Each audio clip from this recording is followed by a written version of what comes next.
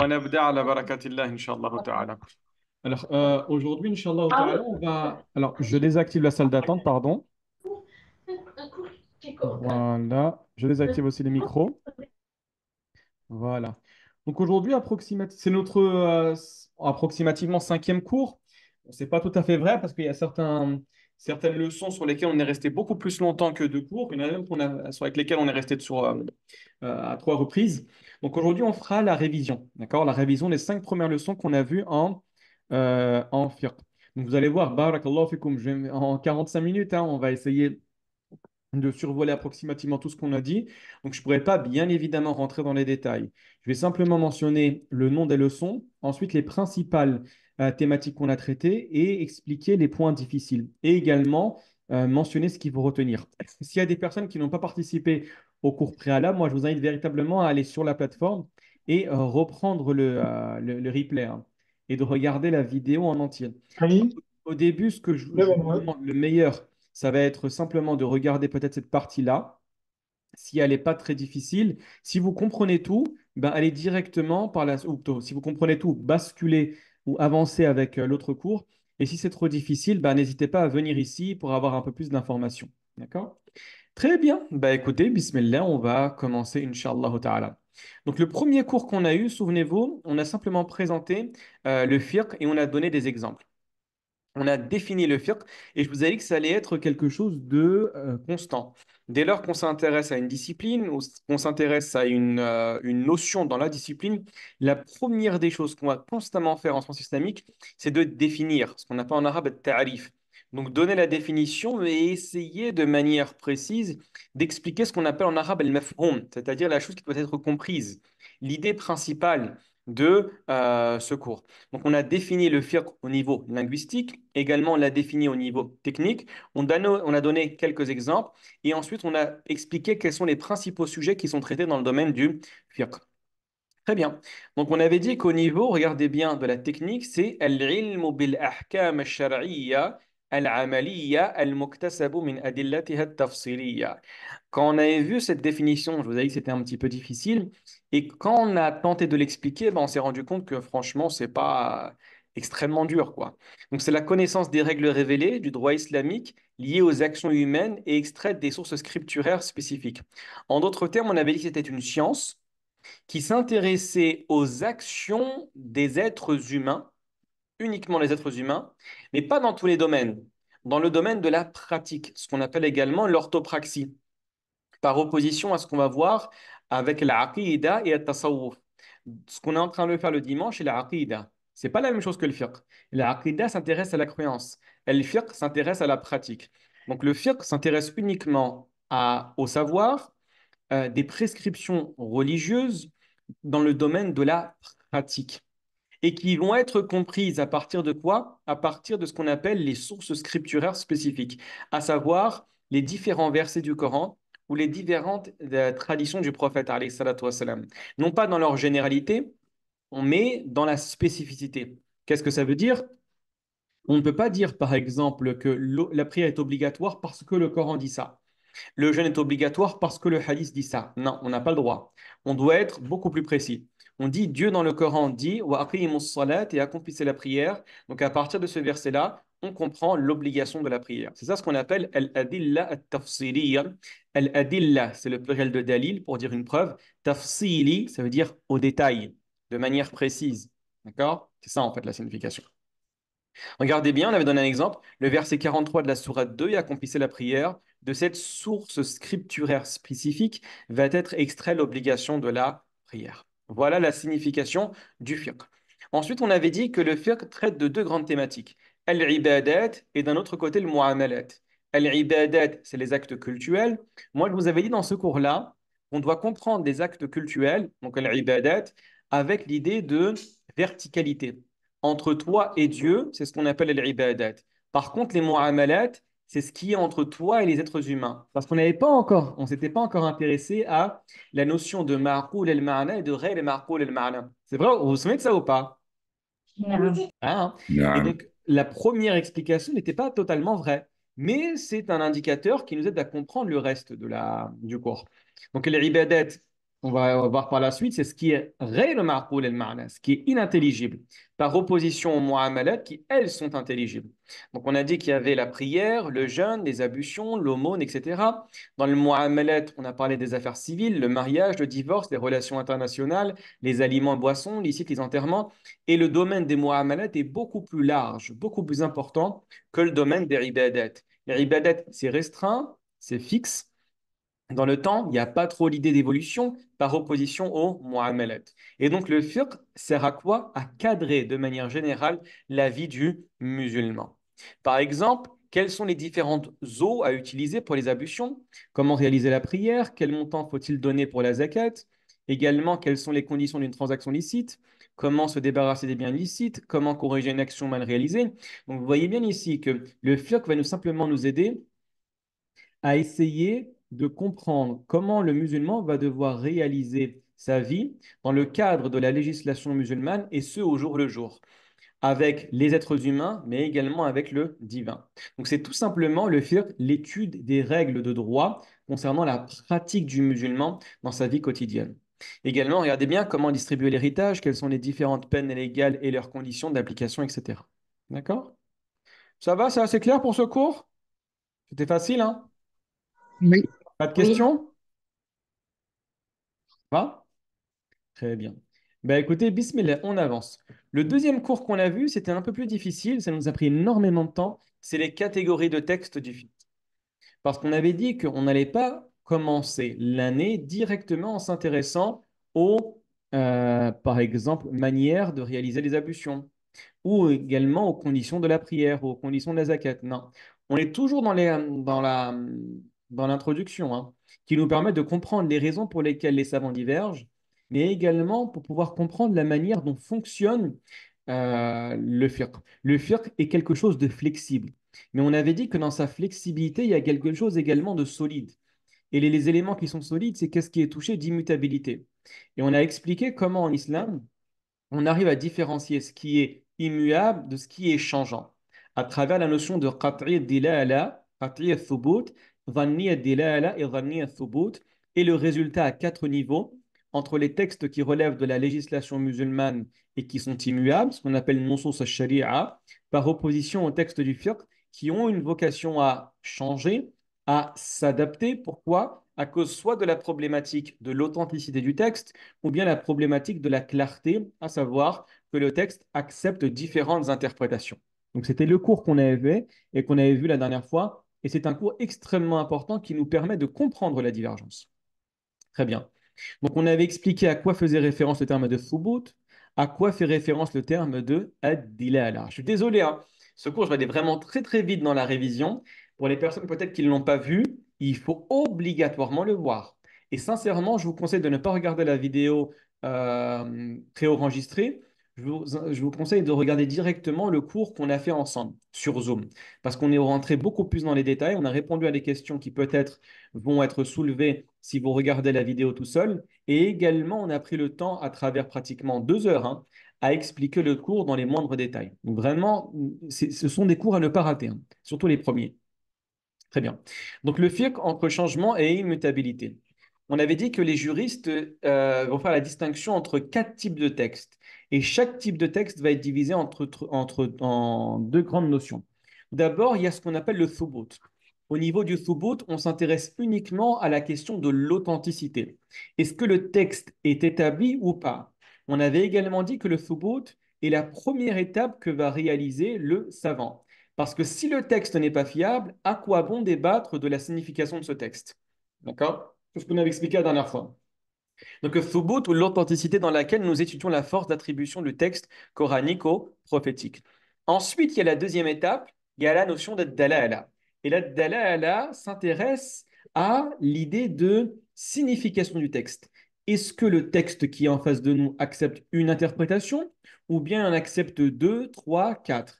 Est-il ouvert à l'interprétation ou bien il est fermé à l'interprétation? Est-ce que je peux dégager une marge interprétative ou bien il est totalement impossible de l'extraire? Voilà la question de la dalala. Donc le thubut se divise en deux, tout comme le dalala se divise en deux. Et on a dit que chacune de ces deux notions, regardez bien, donc thubut et dalala, se divise en deux termes qu'il faut connaître par cœur. Le terme de qat'i.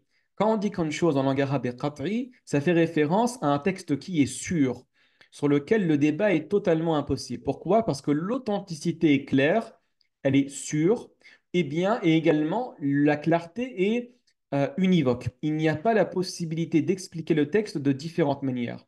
On dit en arabe qat'i thubut ou bien qat'i dilala. Par opposition, on a vu le terme de dhanni. Et on a dit que dhanni, c'est l'opposé de qat'i. Dhanni, c'est ouvert à l'interprétation. Il y a un doute qui rôde dans les parages. Il y a l'idée d'une possibilité d'avoir une multiplicité d'interprétations ou bien un doute concernant l'attribution du texte. La certitude n'est pas présente dans l'authenticité du texte. Donc on a dit que le texte, s'il est dhanni thubut, on l'appelle incertain. Par contre, faites attention, on avait expliqué que le terme incertain est un terme technique qu'il ne fallait pas comprendre avec le langage courant qu'on a en français, ou quand on dit qu'un texte est incertain, on n'est pas sûr de la véracité du propos. C'est absolument pas ça qu'il faut comprendre dans les textes de la législation musulmane. Dhanni, c'est simplement on n'a pas atteint le degré du qat'i. Mais des fois, on est sûr à 99%, 98, 95%, etc. Ou le texte peut être également ouvert à l'interprétation, et là, c'est une problématique au niveau de la dalala. Voilà ce qu'on avait dit la dernière fois. Quand on s'était intéressé au thubut, l'authenticité, je vous avais dit qu'il y en avait deux, qat'i thubut ou bien dhanni thubut. D'accord? On va commencer tout d'abord par qat'i thubut où on avait donné un autre terme, c'était le mot de mutawatir. Mutawatir, c'est pour résumer tout simplement la notion de qat'i et thubut. Donc le texte mutawatir ou notoire est un texte dont l'authenticité est certaine. Pourquoi? Parce que comme vous allez voir, il se définit par une information transmise et actée, et ce de manière sensorielle, par un nombre tellement important de personnes que la raison, c'est important ici, c'est la raison qui décrète cela, que la raison décrète l'impossibilité du mensonge. Il est impossible pour certaines informations de dire que l'information est contraire à la réalité, à cause du nombre extrêmement important de personnes qui ne se connaissent pas et qui vont vous transmettre exactement la même information. Non pas qui a été tirée d'un livre, mais qui est basée sur des réalités sensorielles. J'ai vu, j'ai entendu, j'ai perçu. Voilà la définition du terme qui est mutawatir, de ce qu'on appelle qat'i al-thubut. Très bien. Regardez bien, le prophète alayhi salatu wa salam va véhiculer une information. Un nombre important de compagnons vont prendre cette information, qui va être transmise à un nombre important de successeurs, qui elle-même va être transmise à un nombre important de successeurs. Et ensuite, Al-Bukhari va résumer tout cela dans, par exemple, son Sahih. Par la suite, le savant va déterminer qu'en fonction du grand nombre de chaînes de transmission, ce texte est à considérer comme mutawatir et donc il est qat'i al-thubut et absolument pas dhanni al-thubut.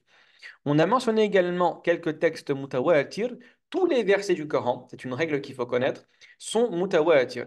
Et cette notion sera étudiée, comme on l'a dit, dans les sciences du Coran. Vous allez avoir un cours, Inch'Allah ta'ala, qui va s'intéresser à la terminologie, ou plutôt les différentes règles que l'on doit connaître avant d'entamer l'explication du Coran. L'explication du Coran est la sommité dans le savoir.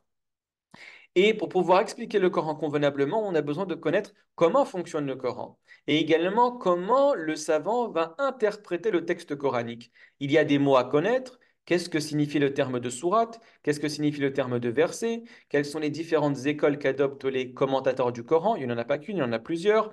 Comment on interprète le Coran? Est-ce qu'on interprète le Coran avec les versets du Coran ou bien avec le hadith? Est-ce qu'on a la possibilité d'expliquer le Coran à travers notre raison? Est-ce que tous les versets du Coran sont mutawatir?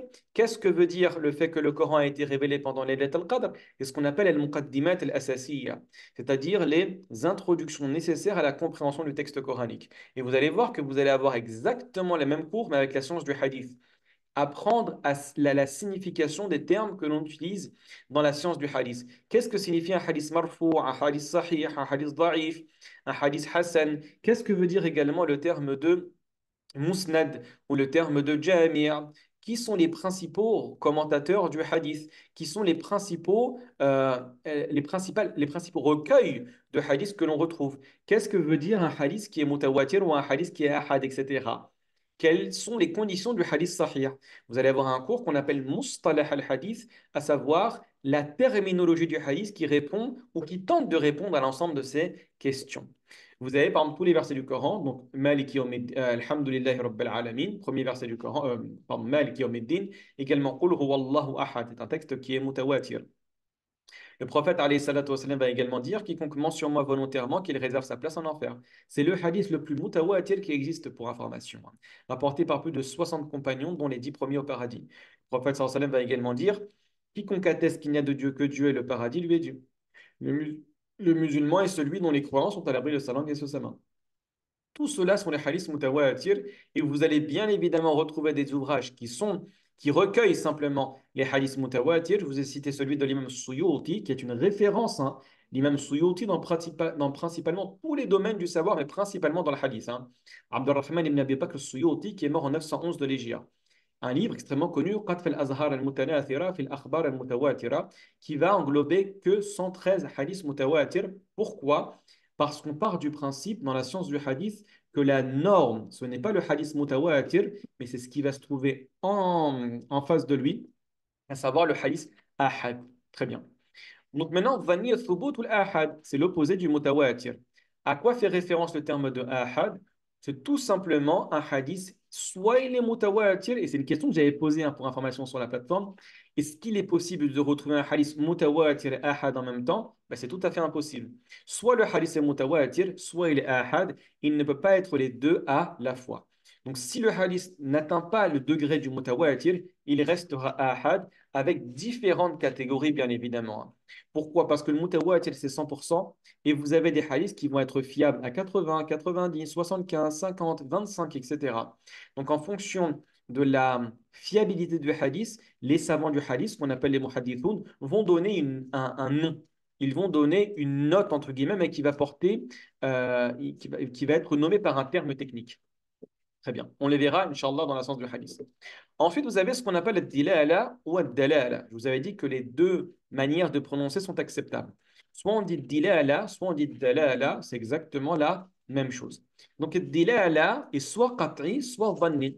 Un texte qui est qat'i, dilala, c'est un texte qui est univoque. Il n'accepte qu'une seule interprétation. Par opposition au texte dhanni dilala, qui est un texte qu'on peut qualifier d'équivoque ou bien d'ouvert à l'interprétation, et où la multiplicité d'interprétations va lui faire perdre sa force. Il peut être compris de différentes manières, raison pour laquelle on va retrouver différentes explications. Et généralement, la multiplicité d'explications, elle se nomme tafsir ikhtilaf at-tanawwu'. C'est-à-dire que tous les versets vont dans le même sens, mais il y a différentes sous-explications. Et vous allez retrouver des fois ikhtilaf tabad, c'est-à-dire qu'il y a deux explications possibles et les deux explications ne peuvent être conciliées dans une seule explication. Ça, on le verra, Inch'Allah ta'ala, quand on s'intéressera aux sciences du Coran. Très bien. Donc, qat'i' dilala, tout texte qui ne laisse aucune marge interprétative. En d'autres termes, quand c'est qat'i' dilala, je peux comprendre le texte simplement que d'une manière. Regardez bien, Qul huwallahu ahad. Je ne peux pas comprendre le texte de différentes manières. Je comprends qu'une chose à travers ce verset, c'est que sur la question de l'unicité divine, il n'y a qu'un Dieu. Très bien. Vous avez par la suite Dhanniya dilala. Le texte est ouvert à l'interprétation. Comme on a expliqué la dernière fois, en vous passant les mains mouillées sur la tête. Que veut dire la tête? Est-ce que c'est toute la tête? Est-ce que c'est une partie de la tête? Est-ce que c'est un cheveu? Vous avez une multiplicité d'explications à partir de ce verset. Également, ne mangez pas des viandes sur lesquelles le nom de Dieu n'a pas été prononcé. Qu'est-ce que cela veut dire? Le nom de Dieu qui n'a pas été prononcé volontairement, par oubli, par erreur? Est-ce que ça fait référence à la viande qui a été sacrifiée pour un autre que Dieu, etc. Il y a une multiplicité d'explications, c'est la raison pour laquelle les savants divergent. Et pour information, faites attention, cette multiplicité d'interprétations a été voulue par le divin pour pouvoir avoir une religion qui puisse s'adapter aux différentes époques, aux différentes personnes, aux différentes contrées, dans les différents moments de la vie. Il y a l'idée de flexibilité qui a été voulue par la législation musulmane. Très bien, on avance. Donc, à partir de cette catégorisation, les principologues, ce qu'on appelle usuliyoun, ont déterminé les textes où la divergence est autorisée ou interdite. Vous avez la première catégorie de textes. Qat'iyyat dilala, qat'iyyat thubut. Impossibilité d'avoir une interprétation différente de celle qui est communément admise. Parce que vous allez effectivement créer des choses qui n'ont absolument rien à voir avec la législation musulmane. Et ces textes sont nommés nas. On avait dit la dernière fois que ce terme, quand vous allez englober le qat'i dilala et le qat'i thubut, il y a énormément d'explications qui vont en découler. Vous allez retrouver la notion de nas, le terme ma'loum min ad-din bid-darura, et également dans certaines explications la notion de ijma', le consensus, ou ce qu'on appelle également l'accord de l'ensemble des savants sur une question. Vous allez retrouver également des fois la notion de sharia qui va se manifester. D'accord? Voilà à quoi fait référence le terme de qat'i dilala et de qat'i thubut. Et regardez bien, toute interprétation contradictoire à ces textes est caduque. Une personne qui viendrait vous voir et qui vous dirait aujourd'hui j'ai compris la manière de prier, il y a 1400 ans que les musulmans prient de manière totalement erronée, moi je vais vous expliquer comment la prière. Ben, on va l'écouter, on va dire mon ami, excuse-moi, assis-toi un petit peu. Le texte est qat'i thubut, première des choses. Donc, il est mentionné dans le Coran, l'obligation de la prière est mentionnée dans le Coran, elle est mentionnée dans la Sunna. Deuxième des choses, le texte est extrêmement clair. Donc, ce n'est pas à toi de venir et de nous expliquer pourquoi. Parce que les textes sont des nas. Et comme on a expliqué la dernière fois, c'est une minorité de textes, hein. Franchement, vous pouvez approximativement, hein, vous pouvez l'inclure dans environ peut-être entre 1 et 5% des textes de l'islam. Mais c'est la, c'est les éléments qui ne peuvent évoluer. Ce sont les grands principes de l'islam, comme on va l'évoquer par la suite. Ce sont les fondamentaux, les lignes directrices de l'islam, qui ne sont immuables et qui ne peuvent évoluer. Ce sont les principes généraux. Également, on a appelé le terme de kulliyat également. On le verra, on l'a vu la dernière fois, plus dans le domaine de la aqidah. D'accord? Regardez bien, ces textes présentent les grands principes de l'islam. Ils sont immuables et sont la voie qui mène à la félicité. D'où le terme de sharia. En arabe, sharia, oubliez ce qu'on dit un petit peu à propos de l'islam, etc. Ou voilà, des pseudo-spécialistes vont parler un autre nom. Non, non, non. Ce sont nos imams, ce sont nos professeurs, ce sont nos savants, ce sont nos érudits qui nous expliquent à nous notre religion. Ce pas des personnes qui sont mis sur un piédestal et tentent de nous expliquer notre religion. La sharia, c'est tout simplement la voie. D'où le terme shara'a yashra'u en langue arabe pour dire le fait de se diriger vers la source d'eau. Donc, la sharia, c'est la voie qui te mène à la félicité, tout simplement comme on l'avait expliqué la dernière fois. Très bien. Quelques exemples, regardez bien, ce sont les versets qu'on a en face de vous. Qul huwa Allahu ahad, Muhammadur Rasulullah, Muhammad est le messager de Dieu. Certes, Allah commande l'équité, la bienfaisance et l'assistance aux proches, et il interdit la turpitude, l'acte répréhensible et la rébellion.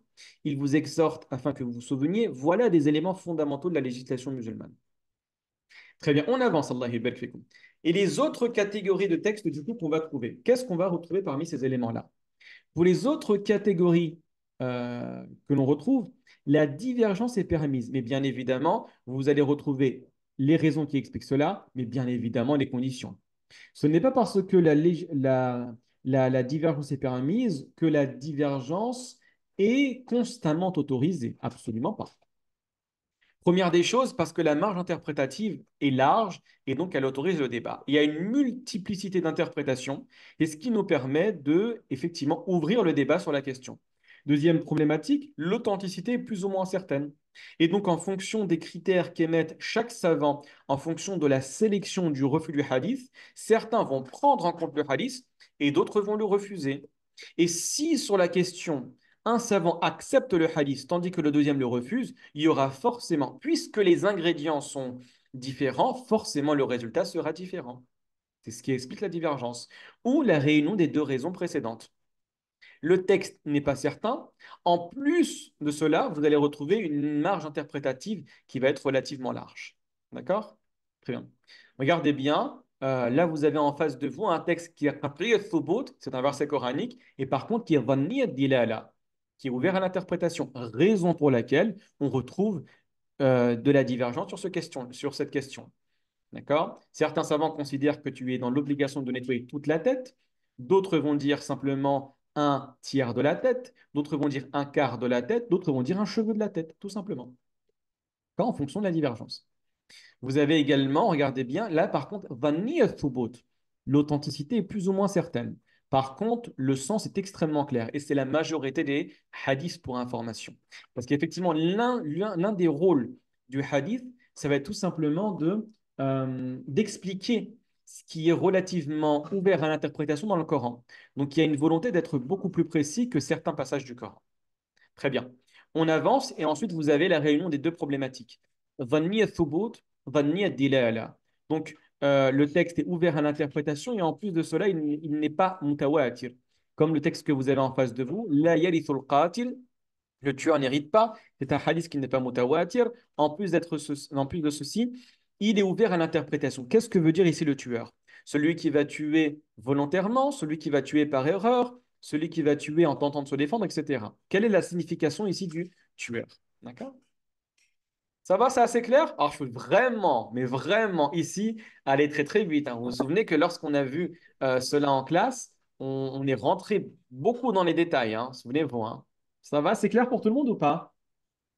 Oui, très clair. Ça va? Oui, très bien. Très Oui, bon ça va. résumé.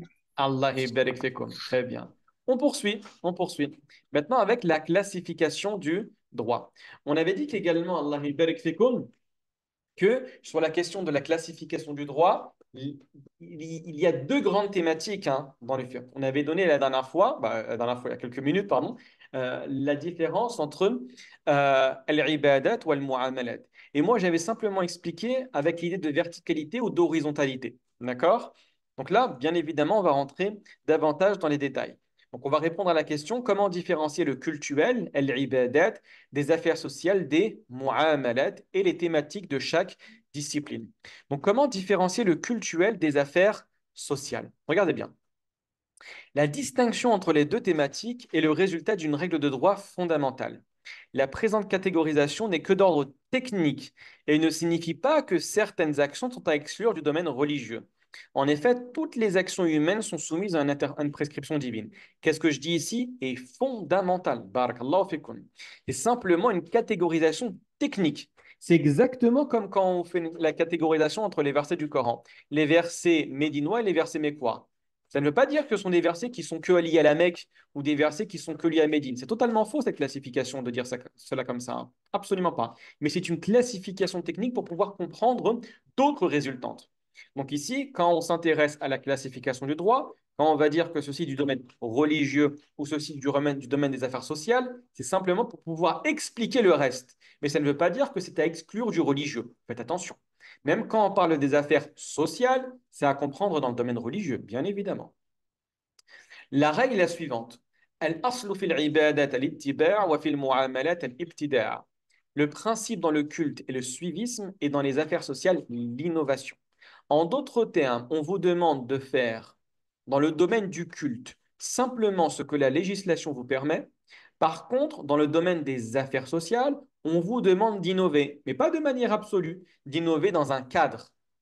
Là, la question qui reste en suspens, mais comment différencier entre le culte, les ibadat, et les affaires sociales, elles, mu'amalat? Voilà ce qu'on va tenter d'expliquer. La principale différenciation qu'on fait entre les ibadat et les mu'amalat, c'est la question de l'intelligibilité. C'est fondamental ce que je dis, hein. Quand vous arrivez à expliquer les raisons pour lesquelles la législation a fait ceci et ce de manière précise, cela va rentrer dans le domaine des mu'amalat. Et quand vous n'arrivez pas à expliquer de manière précise pourquoi la législation vous a demandé d'agir de cette manière-là, ça rentre dans le domaine de al-ibadat. C'est comme ça qu'on arrive à classifier les choses. Et bien évidemment, vous allez trouver de la divergence. Certains, des fois, vont dire que cette action rentre dans le domaine des ibadat, tandis que d'autres vont dire que ça rentre plutôt dans le domaine des mu'amalat. Et on avait donné l'exemple avec la question de Ar-Raml, la manière de courir pendant les 3 premiers cours du tawaf. Est-ce que ça rentre dans le domaine des ibadat ou bien dans le domaine des mu'amalat? Pour une partie des savants, ça rentre dans le domaine des ibadat et pour une autre partie, ça rentre dans le domaine des mu'amalat. En d'autres termes, pour une partie, vous devez faire, pour une autre partie, vous ne devez pas faire. D'accord? Regardez bien. Prescription inintelligible, qu'est-ce que cela signifie? L'être responsable ne parvient pas à déterminer la raison d'être, la illa. C'est important de maîtriser les termes techniques en langue arabe, hein. On ne peut pas utiliser malheureusement les termes en français. Pourquoi? Parce que les termes en français varient énormément. Vous allez retrouver des fois certains enseignants dire la raison d'être, d'autres vont dire le motif, d'autres vont dire le ratio légis. Vous allez retrouver des termes techniques. Donc, ça va être assez difficile. Donc, nous, on se base uniquement pas sur ce que se sont mis d'accord les savants. Donc, tous les savants, et ceux de toutes les écoles, que ce soit dans le sunnisme ou dans le chiisme, chez les disciples d'Abu Hanifa, Malik, Shafi ou Ahmed, ils vont toujours dire la illa. Donc, la illa, c'est la raison pour laquelle la législation, plutôt la prescription, a été légiférée. Donc, si on arrive à comprendre de manière, on n'arrive pas, pardon, à comprendre de manière catégorique et entière la illa, cela rentre dans les prescriptions qui sont inintelligibles et donc dans le domaine des ibadat. Quelques exemples, les heures de prière, le temps de jeûne, le montant de la zakat, la circumambulation, pardon, le tawaf, le délai de viduité. On ne sait pas précisément les raisons pour lesquelles la législation musulmane a demandé de faire ceci de cette manière-là. On ne sait pas. On ne sait. On peut tenter d'expliquer, on peut tenter l'interprétation, mais en aucun cas on pourra trancher, et ce de manière catégorique.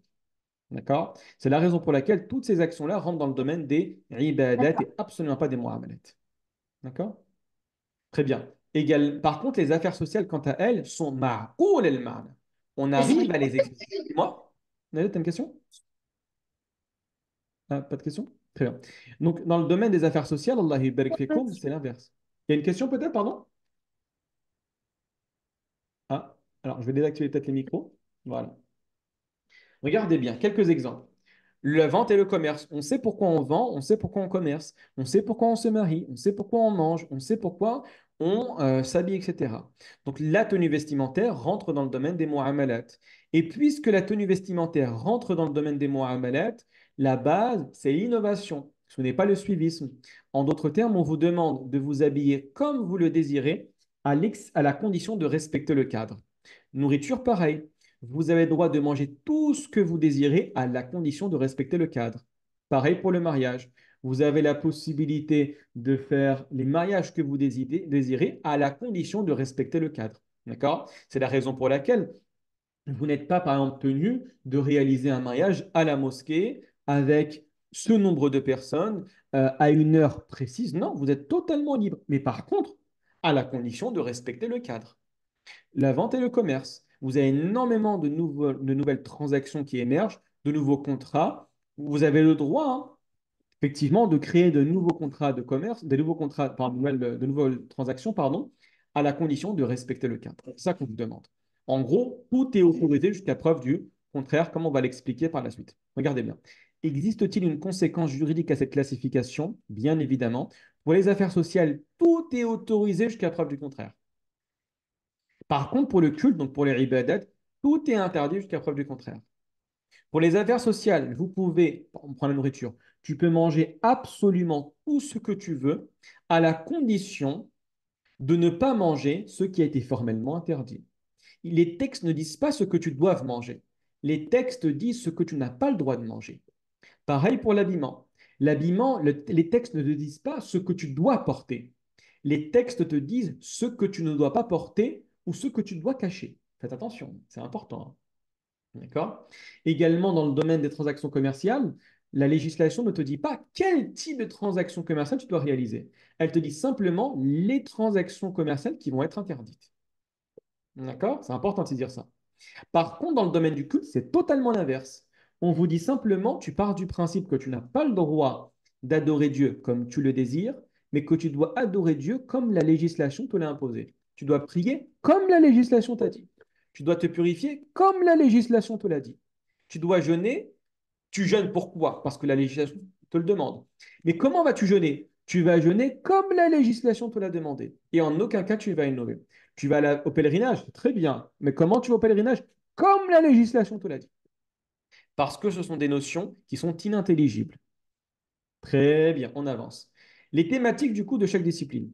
Dans cette branche du droit, nous étudions principalement les quatre piliers de l'islam suivants. La prière et la purification, bien évidemment. Le jeûne, la zakat et le pèlerinage. Approximativement, c'est que ça. On peut rajouter également une dernière catégorie qui va être annexe, et ce qu'on appelle en arabe el-kaffarat, les expiations, qui seront dans le domaine des ribadat, bien évidemment, hein. Je vous donne un exemple, une personne qui va avoir une relation sexuelle pendant le mois de Ramadan, elle ne doit pas simplement rattraper son jour, hein. Absolument pas, hein. Il y aura une expiation. Nourrir 60 pauvres, jeûner 2 mois consécutifs, libérer un esclave, etc. Donc ici, comme c'est ghayr ma'qoul al-ma'na, c'est inintelligible, la personne va devoir obligatoirement respecter ce que la législation demande. Tout comme par exemple la personne qui ne va pas tenir son serment. Elle va devoir effectivement mener une expiation, etc. D'accord? Par contre, dans les affaires sociales, on étudie les notions suivantes. Le code civil, donc le mariage, le divorce, l'héritage, les dépenses, la filiation, c'est relativement dur, hein.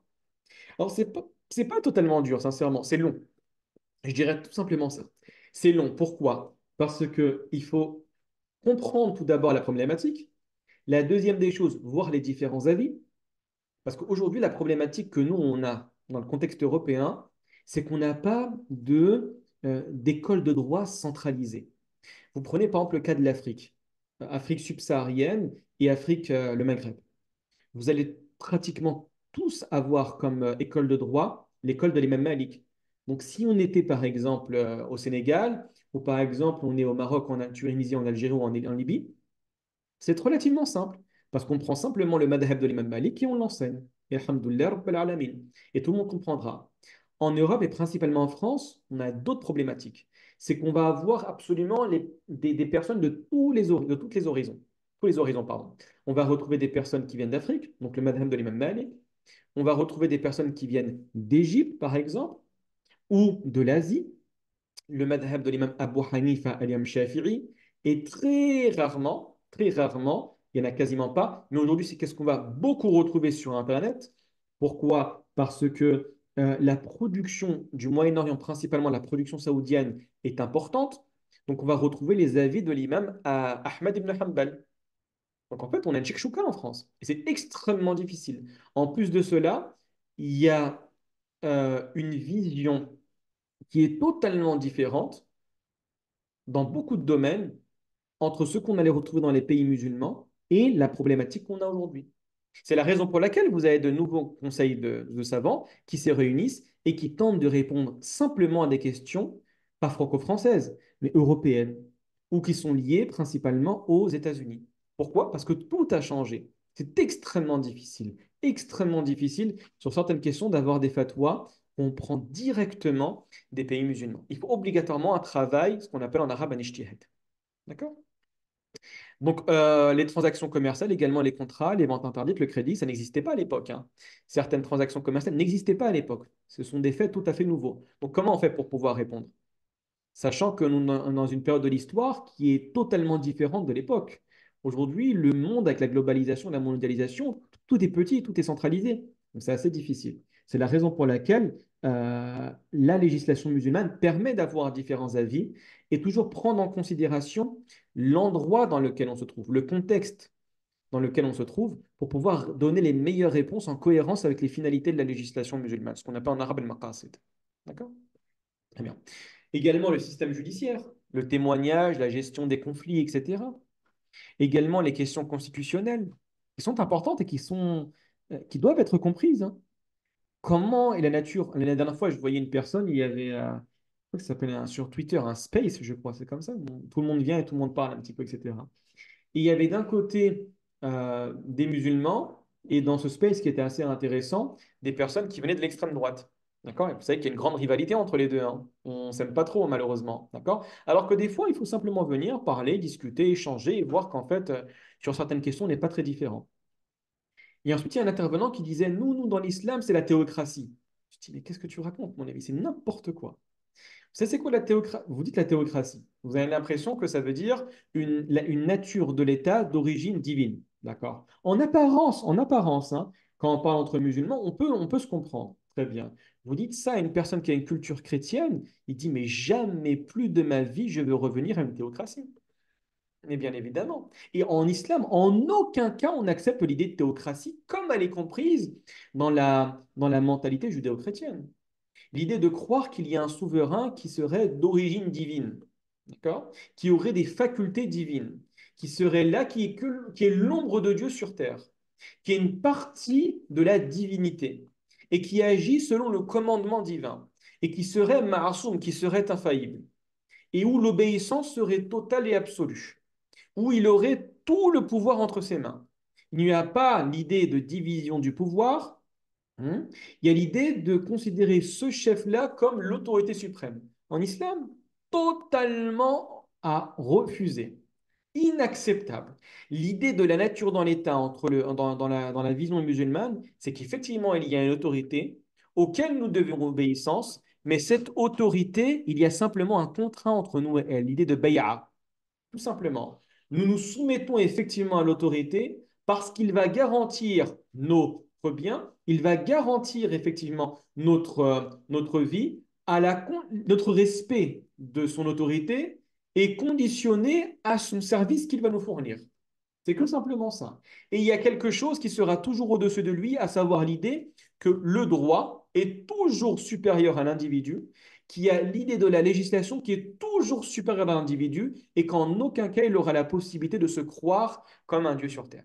Explique ça, on va commencer à se rapprocher. Dit directement théocratie, on va créer davantage de fossés, davantage de scissions et davantage d'incompréhension qui risquent à un certain moment, aujourd'hui, hein, la situation en France est catastrophique en toute honnêteté, hein, qui risque de conduire à malheureusement peut-être des attentats, à peut-être un début de guerre civile, que Dieu nous en préserve, hein, d'accord, qui va venir et qui va faire éclater tout ça. Pourquoi? Parce que tu n'as pas compris convenablement comment transmettre ces notions qui sont fondamentales. Tu fais simplement, tu répètes. Tu as compris en langue arabe, tu répètes sans comprendre le contexte dans lequel tu vas poser cette affirmation. Donc c'est catastrophique, d'accord? Également les relations entre dirigeants et administrés, on apprend cela. Les modalités de passation du pouvoir. L'islam, ce n'est pas une personne qui va garder le pouvoir jusqu'à sa mort. Ce sont des falsifications religieuses. L'idée de croire effectivement qu'il y a un prince héritier, l'idée de croire qu'il y a une personne qui a le droit de garder le pouvoir et ce jusqu'à sa mort. C'est problématique. En islam, on n'accepte pas cela. Il y a toujours l'idée d'une satisfaction, d'un contrat entre l'autorité et les êtres qui sont administrés. Également, on apprend à quoi fait référence le terme de droit international. Quelle est la vision de l'islam concernant la paix? Quelle est la vision de l'islam concernant la guerre? Est-ce que l'islam aime la paix ou il préfère la guerre? Pourquoi dans le Coran on va retrouver des versets qui appellent à la guerre? Est-ce que la guerre est voulue ou c'est simplement une manière de repousser le mal? Et si on utilise la question de la guerre en islam, comment on doit la comprendre, etc. Ce sont des notions qui sont fondamentales. Si on ne les comprend pas, on continuera constamment et constamment à répéter malheureusement les erreurs du passé. D'accord? Donc, c'est des choses qui sont, barakallahu fikum, importantes. Et puisque, regardez bien, que toutes ces questions rentrent dans le domaine non pas des ibadat, mais des muamalat, on vous demande simplement de respecter le cadre et d'innover, toutes les questions que vous voyez en face de vous, hein, la question de l'innovation y est autorisée. Par contre, dans le respect du cadre. On ne va pas utiliser la manière que le prophète sallallahu utilisait pour véhiculer un témoignage. On ne va pas utiliser la même manière que l'époque. Également, la gestion des conflits. Aujourd'hui, vous avez d'autres manières de gérer les conflits. On ne va pas utiliser exactement la même nature de l'État qu'à l'époque du prophète sallam. On va simplement respecter le cadre, respecter les grands principes. L'idée que l'État doit être basé sur la notion de miséricorde, sur la notion de justice, sur la notion de shura, de consultation. Mais est-ce que tu dois faire exactement la même chose que l'époque? Eh bien, absolument pas. Pourquoi? Parce que tu as compris que ça rentre dans la catégorie des mu'amalat et que dans les mu'amalat, tout est autorisé jusqu'à preuve du contraire. Donc, on te demande simplement de respecter le cadre en innovant constamment et donc en t'adaptant et en aucun cas en dupliquant une vision de l'époque qui aujourd'hui serait inacceptable parce qu'elle serait incohérente avec la vision d'aujourd'hui, tout simplement. Ça va pour ça? C'est assez clair? D'accord? Il y a l'idée également de voir, barakallahu fikum, l'idée de licite et l'illicite au niveau de la consommation. Donc, on apprend en fait tout ce qui est en lien avec la consommation de nourriture ou la consommation de boissons. La tenue vestimentaire. La tenue vestimentaire, faites attention. Beaucoup de personnes croient qu'elle rentre dans le domaine des ibadat. Absolument pas. Elle rentre dans le domaine des mu'amalat. En d'autres termes, la règle, c'est qu'il suffit simplement de prendre une heure de ton temps, une heure et demie de ton temps, que tu sois un homme ou que tu sois une femme, tu apprends quelles sont les règles dans l'islam en termes d'interdiction ou d'obligation de tenue vestimentaire. Et ensuite, tant que tu respectes ces critères, tu as le droit de t'habiller comme tu le souhaites. Ça, c'est important à saisir, hein. Tu apprends, voilà ce qu'il faut que tu caches, que ce soit pour un homme ou que ce soit pour une femme. Voilà les différents habits qui risquent, par exemple pour l'homme, qui sont interdits. La question d'avoir des habits en soie ou la question d'avoir des habits avec énormément d'or par-dessus, etc. Et cette idée-là, tu respectes tout cela, tu t'habilles comme tu le souhaites. Et généralement, on te demande de t'habiller à la manière de ton peuple, hein. Le prophète, alayhi salatu wassalam, s'habillait exactement comme s'habillait son peuple. Par contre, il y a des conditions à respecter. D'accord? Également, la question des interactions. Les interactions hommes-femmes, les interactions femmes-femmes, les interactions entre les enfants et les adultes, entre les hommes et les hommes. Comment on voit cette notion-là? D'accord? Donc, on doit les apprendre. Tout est autorisé jusqu'à preuve du contraire. Et vous savez que cette règle est émancipatrice, hein, parce qu'elle vous fait comprendre la manière dont vous devez, pardon, comprendre la religion. L'islam, c'est pas, voilà, c'est ça qui est problématique, c'est que des fois, vous avez certaines tendances qui vous font comprendre que tu dois prendre tout de l'époque du prophète sallallahu alayhi wa sallam et le réétablir. L'idée est belle, mais c'est faux, parce que plus personne ne le fait. Pourquoi plus personne ne le fait? Parce que le temps évolue. On vous demande de comprendre, barakallahu fikum, les interdits, ce qui relève du culte, ce qui relève des interactions, tu respectes le cadre et ensuite tu vis ta vie. C'est pour ça que l'islam, barakallahu fikum, il peut s'adapter absolument à tous les endroits. Tu peux avoir un islam en France, tu peux avoir un islam au Portugal, aux États-Unis, au Canada, en Arabie, au Maroc, en Tanzanie, où tu veux. Pourquoi? Parce que tu as compris cette idée-là. Tu as compris que l'idée de l'islam, ce n'est pas prendre la vision arabe de l'époque du 7e siècle et la dupliquer à une situation qui est totalement différente. Absolument pas. On te demande simplement de garder l'esprit de l'islam et de le réadapter en fonction de ton contexte. Donc ne soyez pas leurrés par l'habit. Ne dites pas, par exemple, ah, bah, cette personne-là, elle ne parle pas arabe, c'est pas un savant, etc. Ou lui, il est habillé d'une certaine manière, ça se voit que c'est un vendu, etc. Totalement faux. Allah ybarak fikum, hein. On dit beaucoup que c'est à travers la vérité que tu reconnais les hommes, et ce n'est pas à travers les hommes que tu t'identifies à la vérité. C'est toujours la vérité qui définit les hommes, ce n'est pas l'inverse. D'accord? On apprend également tout ce qui est lié en lien avec le code pénal, les sanctions judiciaires, les conditions d'application, etc. Bon, ça rentre principalement dans le domaine du droit pur et dur, dans l'application du droit, c'est un petit peu compliqué. Donc, on ne va pas trop rentrer dans les détails, hein, sur ces questions-là. On verra simplement la vision générale. D'accord? Et voilà, Alhamdoulilah, Rabbil Alamin, on est arrivé à la fin du cours. Bon, je pense qu'il y a encore deux cours à voir. Je pense qu'on n'a pas du tout le temps. Donc, on les reverra, je pense, la semaine prochaine. Mais c'est pas mal, hein, déjà, hein. On a commencé approximativement il y a 3 mois. On a déjà vu tout ça et Alhamdoulilah, c'est pas mal. Franchement, c'est pas mal. Il y a encore deux cours qu'on devait réviser, à savoir l'ahkam al-taklifiyya. On en a vu qu'on avait 5. Le wajib, le mandoub, le mubah, le makruh et le haram. On avait expliqué à quoi cela faisait référence et comment les comprendre. Et ensuite, on avait évoqué les différentes sources de droit, ce qu'on appelle masadir al-tashri'.